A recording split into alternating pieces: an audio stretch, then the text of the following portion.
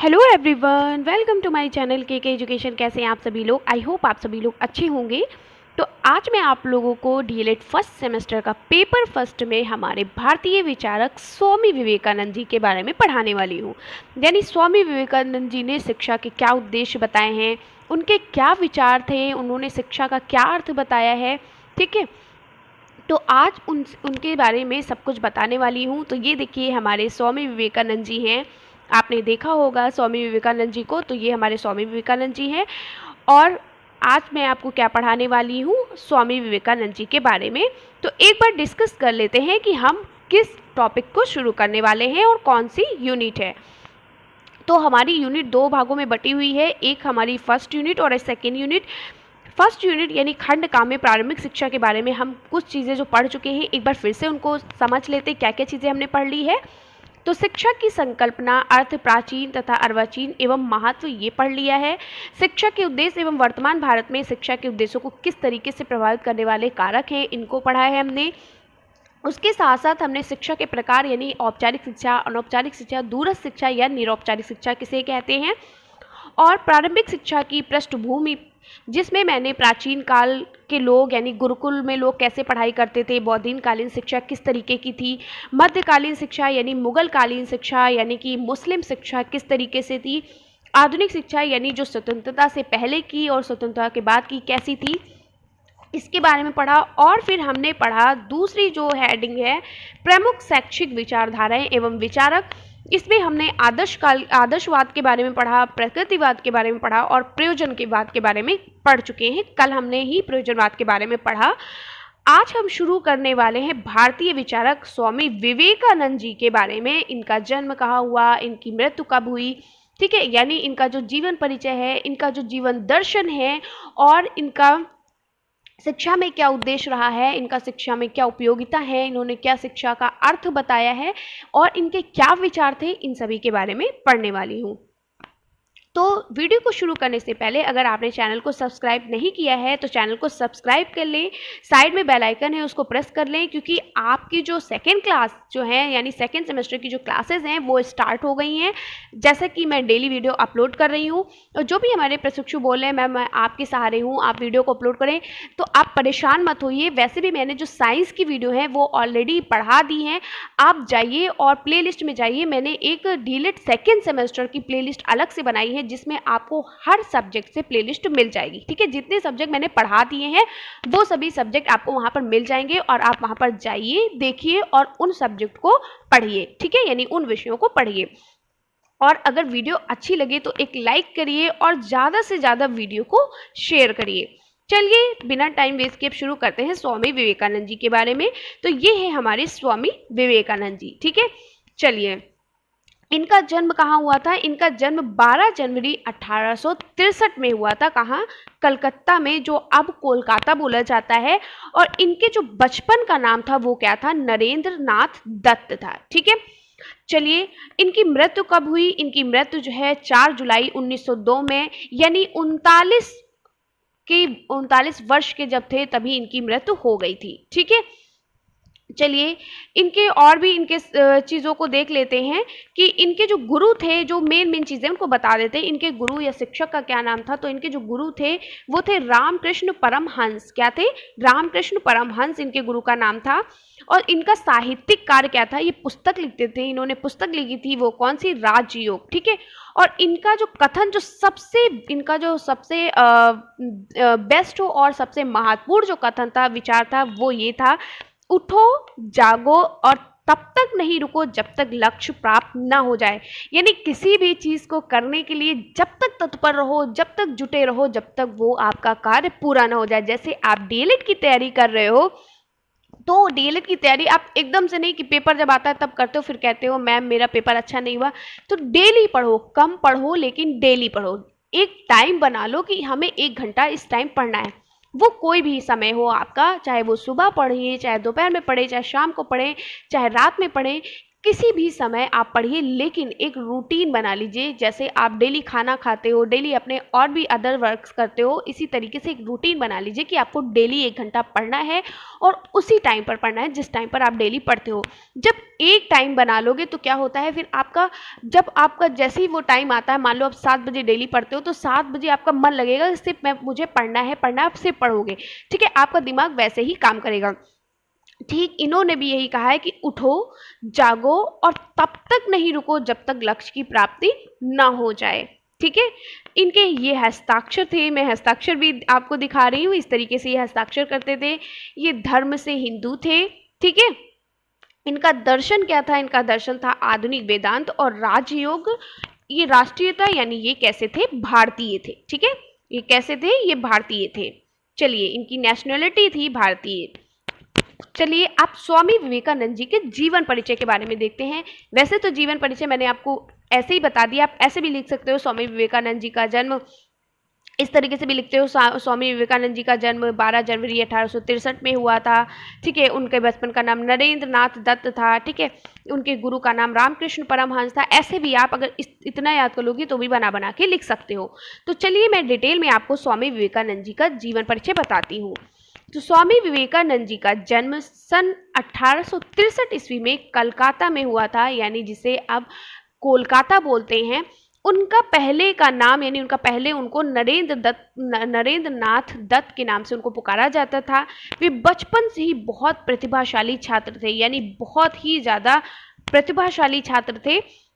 उनके विषय में उनके प्रधानाध्यापक हेस्ट्री ने कहा था कि मैंने विश्व के यानी मैंने दुनिया के विभिन्न देशों की यात्रा की है, लेकिन परंतु किशोरावस्था में ही इसके समान योग्य एवं महान क्षमताओं वाला युवक मुझे जर्मन विश्वविद्यालय में नहीं मिला। उन्होंने कहा कि मैंने दुनिया देखी, दुनिया के सभी देश देखे, अलग अलग देशों में हमने यात्रा की, अलग अलग देशों में हम घूमने के लिए गए, लेकिन हमें स्वामी विवेकानंद जैसा जवान, किशोरावस्था यानी कि जवान, ठीक है, स्वामी विवेकानंद जी सा जवान और योग्य और महान क्षमताओं वाला व्यक्ति, युवक मैंने पूरे जर्मन के विश्वविद्यालय में नहीं देखा, ना ही मुझे ऐसा मिला। ठीक है, इतने अच्छे थे, इतने वो प्रतिभाशाली थे। फिर देखिए, ये आप इतना ही लिखोगे तो बहुत है, ये आपके लिए ये है, ये लाइंस बहुत इंपॉर्टेंट है। ठीक है, बहुत बढ़िया लाइन कही गई है ना, ये लिखोगे तो बढ़िया नंबर मिलेंगे। नेक्स्ट है, स्वामी जी मिस्टर हेस्ट्री द्वारा दी गई प्रेरणा पर दक्षिणेश्वर पहुंचे। कहाँ पहुंचे, दक्षिणेश्वर पहुंचे। उसी मंदिर में उन्हें रामकृष्ण परमहंस से मुलाकात हुई। स्वामी जी ने उन्हें साक्षात्कार किया। यह साक्षात्कार उनके जीवन की अपूर्व घटना थी। स्वामी जी को रामकृष्ण परमहंस के उत्तरों से संतोष मिली।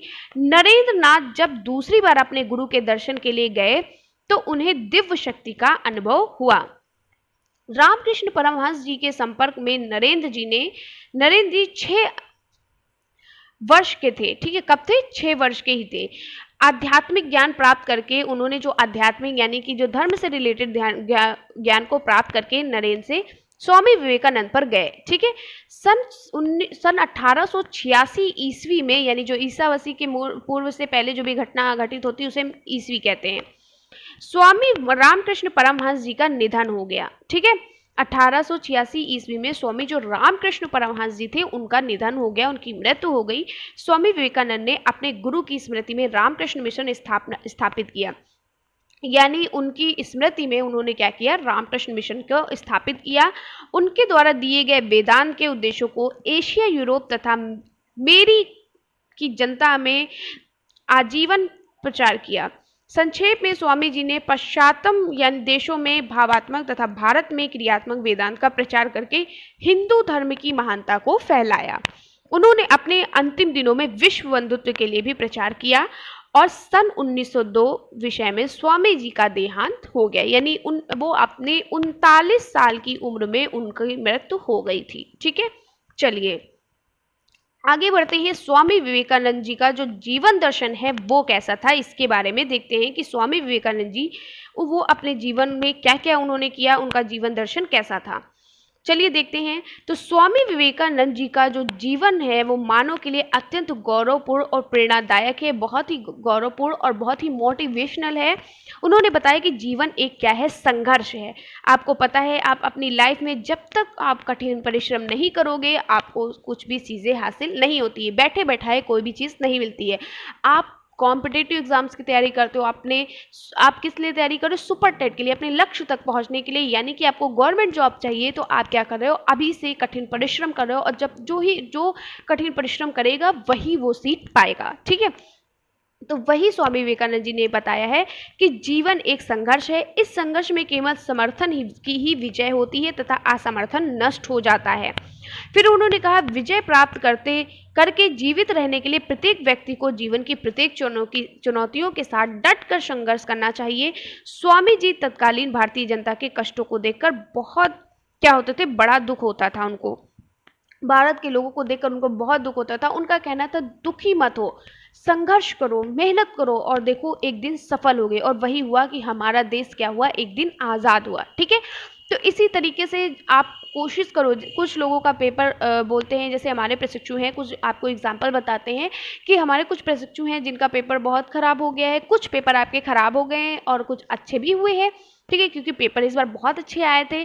उसके बावजूद भी हमारे कुछ प्रशिक्षु ऐसे हैं जिनका पेपर ख़राब हो गया है। तो क्या है, कहीं ना कहीं आपने कहीं पर कुछ ना कुछ आपने मेहनत कम की होगी।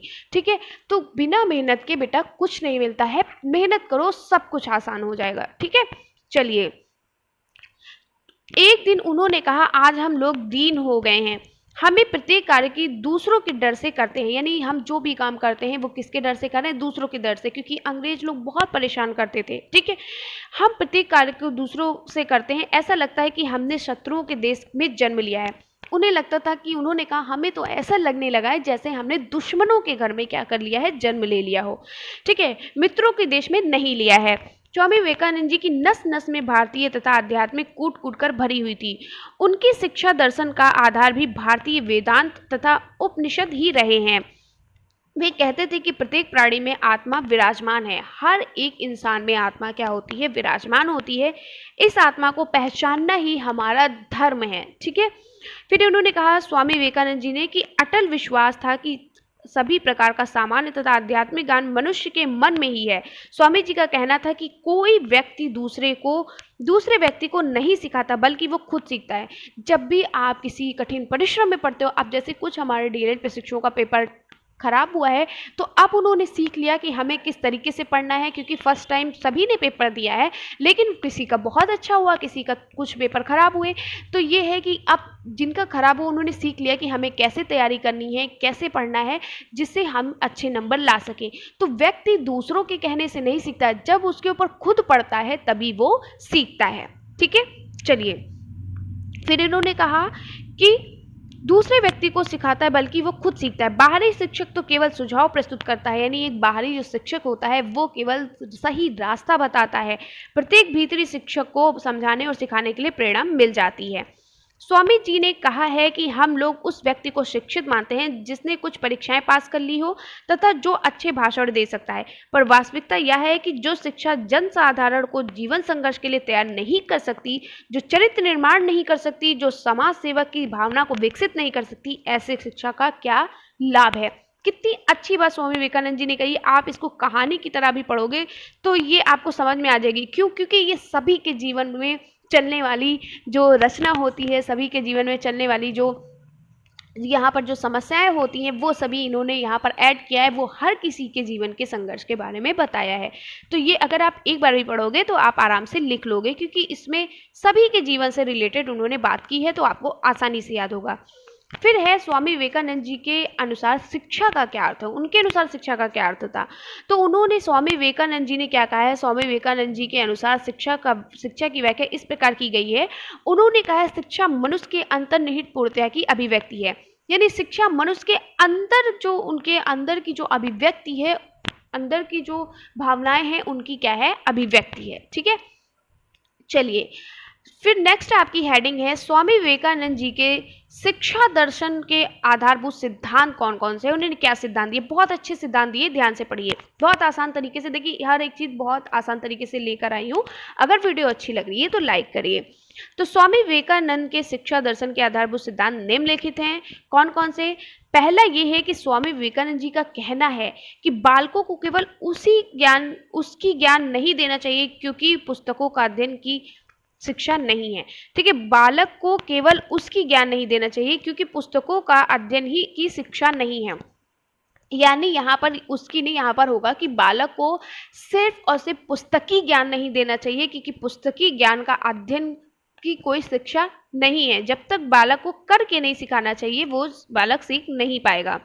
नेक्स्ट है ज्ञान व्यक्ति के मन में विद्यमान है, वह स्वयं ही सीखता है। ठीक है, ज्ञान जो होता है, नॉलेज होता है, हर व्यक्ति के मन में विद्यमान होता है। बस थोड़ा सा कोई उसको हिंट्स दे दे, थोड़ा सा कोई मोटिवेट कर देता है, थोड़ा सा कोई अभिप्रेरणा दे देता है तो व्यक्ति उसको क्या करता है, अंतर्निहित कर देता है, अंदर से अपने ज्ञान को उभारता है। नेक्स्ट है मन, वचन तथा कर्म की शुद्ध आत्मा नियंत्रण है। दूसरा है शिक्षा बालक का शारीरिक, मानसिक, नैतिक तथा आध्यात्मिक विकास करता है।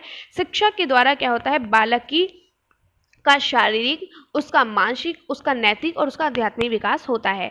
फिर उन्होंने कहा है कि शिक्षा से बालक की चरित्र का गठन हो, मन का बल बढ़े तथा बुद्धि विकसित हो जिससे वह अपने पैरों पर खड़ा हो सके। ठीक है, आज आप लोग पढ़ रहे हो, किस लिए पढ़ रहे हो? ताकि आप अपने पैरों पर खड़े हो सकें, ताकि आप सेल्फ डिपेंड हो सके।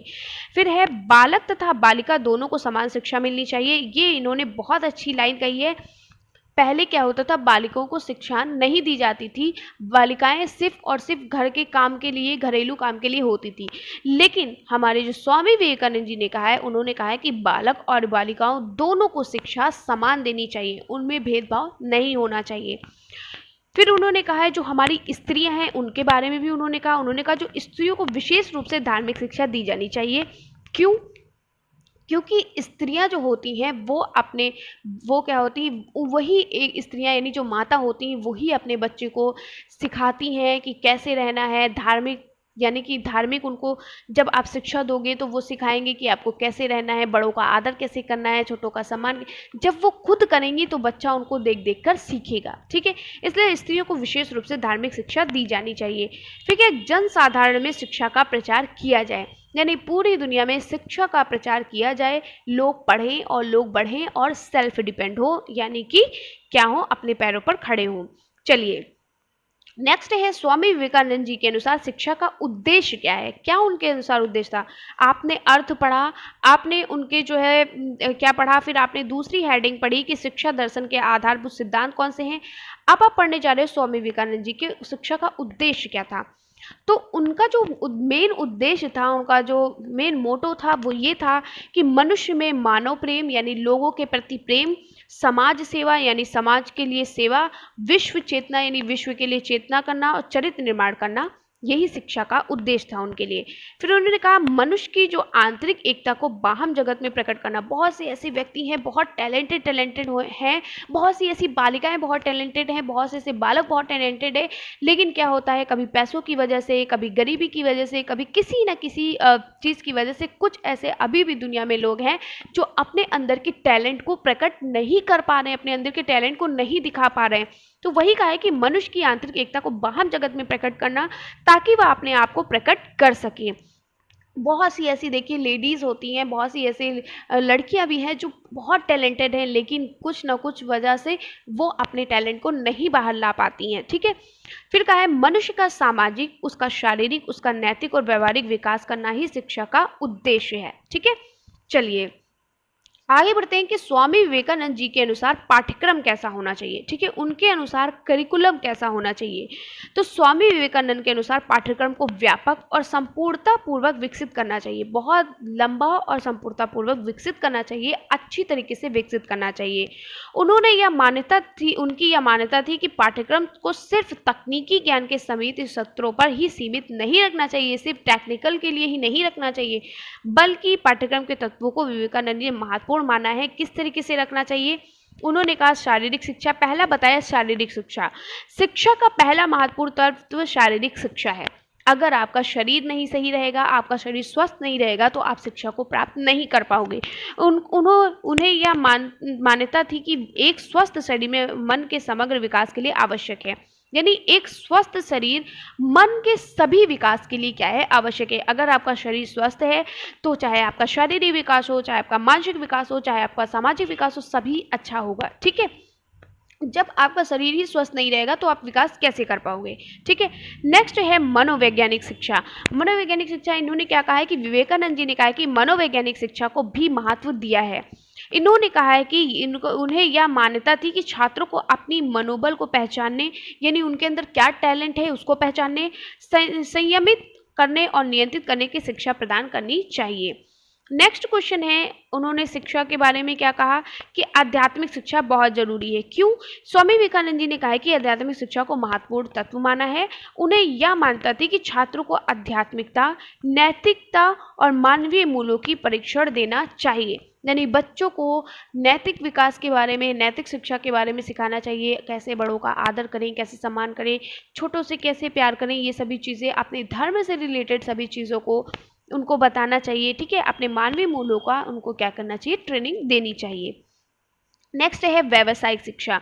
व्यावसायिक शिक्षा भी उनके लिए बहुत इंपॉर्टेंट थी। उन्होंने कहा कि जो हमारा जो करिकुलम, यानी हमारा जो सिलेबस, यानी जो हमारा पढ़ाई का जो पाठ्यक्रम बनाया जाए वो ऐसा बनाया जाए जिसमें व्यावसायिक शिक्षा भी दी जाए।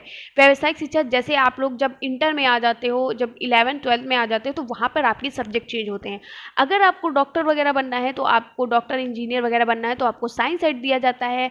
आपको आर्ट में भी, जैसे आपको कृषि विज्ञान पढ़ना है या कोई भी ऐसी चीज़ है, तो आपको आर्ट साइड दिया जाता है। ठीक है, तो इसी तरीके से इन्होंने व्यावसायिक शिक्षा बताई। इनके ही ज़माने से व्यावसायिक शिक्षा चलती आई है। इन्होंने, स्वामी विवेकानंद जी ने छात्रों को व्यावसायिक शिक्षा की भी महत्वता बताई। उन्हें यह मान्यता थी कि छात्रों को अपने कौशल और अपनी क्षमताओं के विकास के लिए उच्चतम शिक्षा और तकनीक ज्ञान की आवश्यकता होती है। ठीक है, चलिए अब देखते हैं स्वामी विवेकानंद जी के अनुसार जीवन का लक्ष्य क्या है, यानी उनके अनुसार जीवन का क्या लक्ष्य है। ठीक है, जीवन कैसा होना चाहिए, जीवन में लक्ष्य की प्राप्ति कैसे करनी चाहिए। तो स्वामी विवेकानंद के अनुसार जीवन का लक्ष्य क्या है कि जीवन में आदर्श मानव बनना। कैसा बनना? एक आइडियल व्यक्ति बनना, एक आइडियल पर्सन बनना। ठीक है, उनका मतलब था कि जीवन में एक आइडियल पर्सन बनना जरूरी है, एक आदर्श मानव बनना जरूरी है।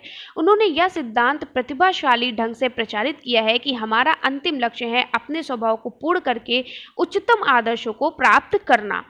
फिर उन्होंने कहा कि उन्हें यह मानता थी कि हमारा जीवन एक अद्वितीय अवसर है जिसे हमें सच्ची ज्ञान, आध्यात्मिकता, नैतिकता और सेवा के माध्यम से उपयोग करके उच्चतम परम लक्ष्य की प्राप्ति में लगाना चाहिए।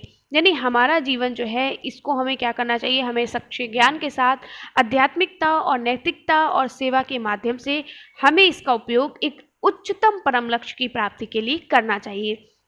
यानी कि हमारा कर्तव्य है कि हम अपने पैरों पर खड़े हो जाएं, हमें अच्छी शिक्षा मिले, हम दूसरों को ज्ञान को बांट सकें, अपने ज्ञान को दूसरों तक बांट सकें, अपने ज्ञान को फैला सकें। ठीक है, हमारे अंदर जो टैलेंट है हम उसको दूसरों तक पहुंचा सकें, ताकि जो दूसरे के अंदर जो भी टैलेंट है वो दूसरों तक पहुंचे। इस तरीके से हम सभी को मोटिवेट करते रहें।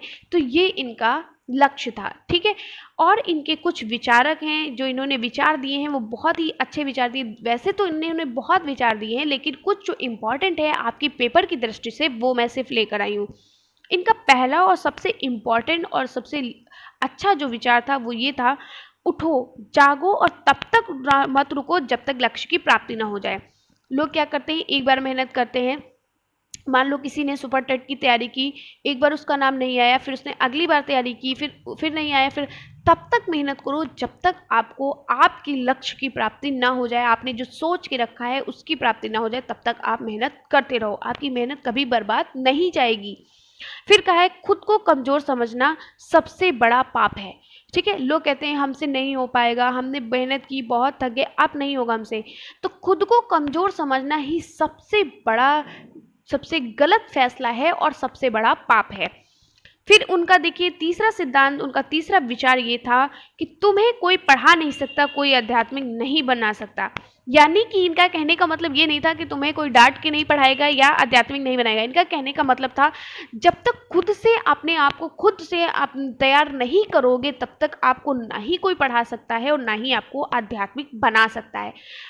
हम खुद अपने आप से अपने आप पढ़ते हैं, अपने आप को तैयार करते हैं। अपने आप, जैसे मैं आपसे डेली कहती हूँ कि आप लोग 1 घंटा बना लीजिए, आप लोग पढ़ाई करिए, आप लोग नोट्स बनाते चलिए। अगर आप लोग नोट्स नहीं बनाओगे तो आपके पेपर में आपको दिक्कत होती है पढ़ने में, नोट्स बनाते चलिए। तो मैं सिर्फ कह सकती हूँ, लेकिन अपने आप को मोटिवेट तो मैं तुम्हें कर रही हूँ, लेकिन तुम्हें क्या करना है, ये इन्होंने कहा कि तुम्हें कोई पढ़ा नहीं सकता। यानी कि आप अपने आप से खुद से जब अपने आप को तैयार नहीं करोगे, खुद से अपने आप को नहीं जगोगे, खुद नहीं जागोगे तो कुछ नहीं होगा। ठीक है। नेक्स्ट है, सत्य को 1000 तरीकों से बताया जा सकता है, फिर भी हर एक सत्य सही होगा। ठीक है। इन्होंने कहा है कि सत्य को 1000 तरीकों से बताया जा सकता है, फिर भी हर एक सत्य ही होगा। यानी कि जो व्यक्ति झूठ बोलते हैं वो हजारों झूठ बोलते हैं, लेकिन वो झूठ एक दिन सामने जरूर आता है। इसी तरीके से ये कहा गया कि सत्य को 1000 तरीके से आप बताओ, लेकिन सत्य आपका वही निकलेगा। ठीक है। फिर भी हर एक सत्य ही होगा। ठीक है। बात आपकी वो एक सत्य ही होगी। तो कैसी लगी वीडियो कमेंट्स बॉक्स में बताइएगा। हमने पढ़ा स्वामी विवेकानंद जी के बारे में, उनके विचार, प्रमुख जो विचार थे, जो भी आपके पेपर में पूछे जाते हैं, वो सभी विचार मैंने यहाँ पर ऐड कर दिए थे। और इसके साथ साथ मैंने उनकी शिक्षा के उद्देश्य, उन्होंने क्या शिक्षा में उद्देश्य बताया है, उनका शिक्षा में क्या महत्व था, उनके अनुसार शिक्षा का क्या अर्थ है, उनका जीवन दर्शन क्या है, वो लोगों के प्रति क्या सोचते हैं, सभी चीज़ें मैंने आपको पढ़ा दी हैं। तो कैसी लगी वीडियो कमेंट्स बॉक्स में ज़रूर बताइएगा। अगर वीडियो अच्छी लगी है तो प्यारा सा लाइक करिए और चैनल को जल्दी से सब्सक्राइब कर लीजिए, क्योंकि आपकी क्लासेस स्टार्ट हो गई हैं। आप प्लेलिस्ट में जाइए और आपको जो भी क्लासेस मैंने पढ़ा दी हैं वो आपको मिल जाएंगी। आप जल्दी से जाइए और पढ़िए और नोट्स बना लीजिए और हमारे टेलीग्राम चैनल ज्वाइन कर लीजिए। वहाँ पर मैंने साइंस की जो PDF है वो मैंने ऑलरेडी दे दी है। ठीक है। तो आपको वहाँ पर साइंस के PDF वगैरह मिल जाएंगे, साइंस के हैं और आपके जो भी सब्जेक्ट हिंदी वगैरह हैं उनके PDF वहाँ पर आपको मिल जाएंगे और इसके भी आपको PDF वहाँ पर मिल जाएंगे। आप टेलीग्राम चैनल को ज्वाइन कर लिए, KK एजुकेशन के नाम से है। और अगर नहीं आपका वहाँ पर नहीं शो हो रहा है तो आपको मैं लिंक दे रही हूँ, वहाँ से आप देख सकते हैं। इसके साथ साथ आप पिछली वीडियो जो भी हैं वो देखते रहिए और नोट्स साथ ही साथ बनाते रहिए, क्योंकि यही सब चीज़ें आपके आगे काम आएंगी। ठीक है। अभी अगर आप अच्छे से नोट्स बना लोगे, उन्हीं को रिवीजन करते रहोगे तो आपके नंबर इसी तरीके से अच्छे आएंगे। और DLED में कम से कम 95% 90% लाना बहुत ज़रूरी होता है, तभी आप लोगों को क्या करते हैं, आपकी एक सीट पक्की होगी, आप लोगों को पीछे कर पाओगे। ठीक है। चलिए, तो कैसी लगी वीडियो कमेंट्स बॉक्स में ज़रूर बताइएगा। और ये देखिए, आज मैं आपको बता देती हूँ कि कल का जो आपका टॉपिक है वो क्या होगा।